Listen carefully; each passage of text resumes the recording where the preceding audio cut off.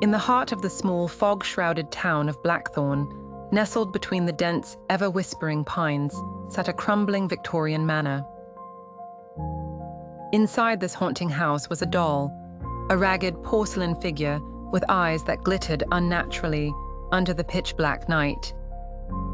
This doll, known as Eleanora, was infamous in the town for reasons no one dared speak of openly.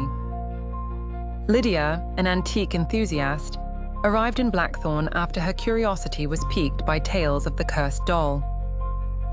Driven by a fascination with the arcane secrets of the past, she found herself at the doorstep of the Rutherford estate, the manor's off-hinged front door bemoaning her arrival with an eerie creak. "It's only a doll," she reminded herself, her voice barely a whisper against the muted air. The manor, in its decay, smelled of damp wood and ancient dust, a scent that seemed to cling to Lydia's clothes as she ventured inside. Her footsteps echoed through the empty halls until she reached the parlor where Eleanora sat, primly placed on a faded ottoman.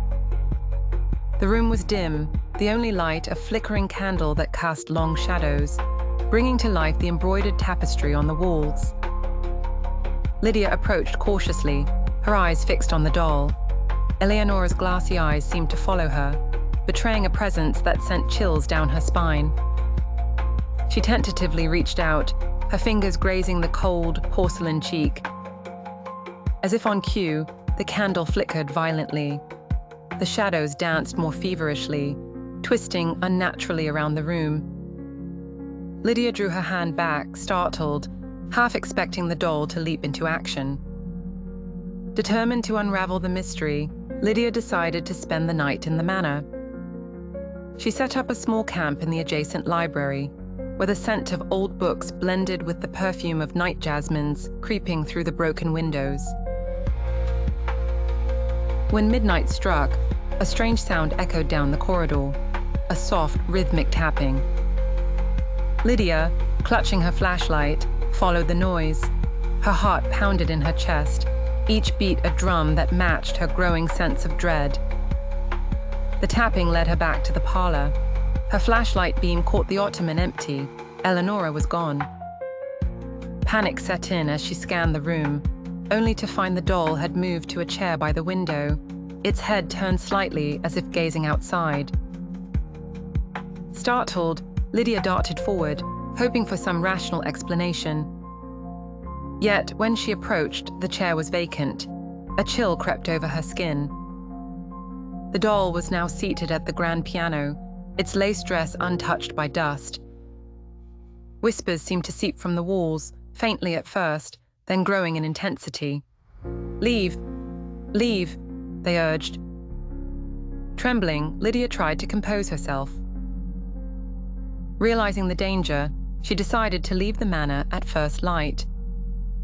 As she turned to gather her belongings, she stopped cold. A hissing, unnerving laugh filled the room. Eleanora sat on the bookshelf now, her head cocked to one side as if mocking Lydia. In an act of desperation, Lydia grabbed the doll, intending to rid herself of its curse once and for all. But as she held it, she felt a powerful surge. Visions of past owners flashed before her eyes, each one lured by the same curiosity, ultimately driven mad. She let out a cry, dropping the doll. It shattered into fine porcelain pieces, each fragment seeming to wail as they hit the ground. But the whispers did not cease. Lydia, frozen in terror, watched as the pieces began to stir on their own, slowly reforming under an unseen force. Understanding the doom impending, Lydia fled the manor, never looking back.